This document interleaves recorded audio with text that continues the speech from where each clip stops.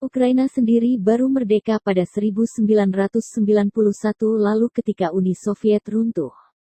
Sebelum itu, sejak 1654, selama kurang lebih 300 tahun Ukraina merupakan wilayah dari Rusia. Yang menjadi masalah, sejak kemerdekaannya dari Uni Soviet, negara ini bisa dibilang merupakan salah satu dari sangat sedikit negara bilingual di dunia yang dihuni oleh dua pihak yang memiliki latar belakang bahasa dan agama yang berbeda dengan populasi dan kekuatan yang kurang lebih sama kuat dan juga terpolarisasi daerahnya, yaitu penduduk di Ukraina Barat yang beragama Kristen Uniet dan berbahasa Ukraina, dan Ukraina Timur yang beragama Kristen Ortodoks dan berbahasa Rusia. Dua latar keadaan masyarakat ini berhubungan dengan fakta historis di mana banyak wilayah Ukraina Barat menjadi daerah kekuasaan Polandia, Lituania dan Austro-Hungaria, sedangkan Ukraina Timur sudah lama menjadi wilayah kekuasaan Rusia. Sejarah negara yang cukup berbeda ini yang jika disatukan menjadi negara merdeka di masa depan terbukti membawa masalah di masa depan karena masyarakat Ukraina Barat yang nasionalis dan menginginkan Ukraina yang bersatu terhalang oleh masyarakat Ukraina Timur yang memang menganggap bahwa mereka merupakan bagian dari warga Rusia. Ukraina sendiri baru merdeka pada 1991 lalu ketika Uni Soviet runtuh. Sebelum itu, sejak 1654, selama kurang lebih 300 tahun Ukraina merupakan wilayah dari Rusia.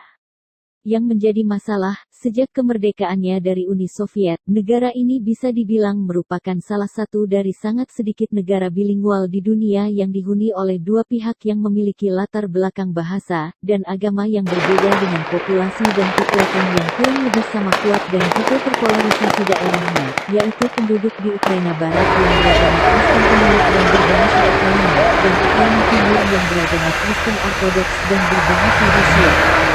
Dua latar keadaan masyarakat ini berhubungan dengan fakta historis di mana banyak wilayah Ukraina Barat menjadi daerah kekuasaan Polandia, Lituania dan Austro-Hungaria, sedangkan Ukraina Timur sudah lama menjadi wilayah kekuasaan Rusia.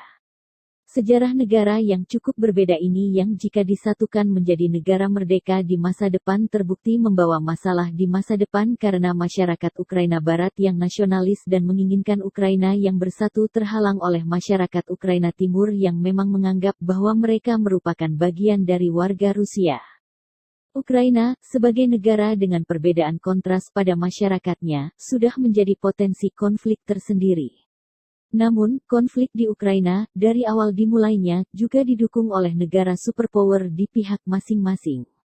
Konflik yang dimulai pada November tahun 2013 ini akan menjadi berlarut-larut jika kedua pihak superpower tidak mau berkooperasi dalam mendamaikan konflik ini karena pihak primer yang berperang di Ukraina tentu sangat sulit untuk berdamai sendiri.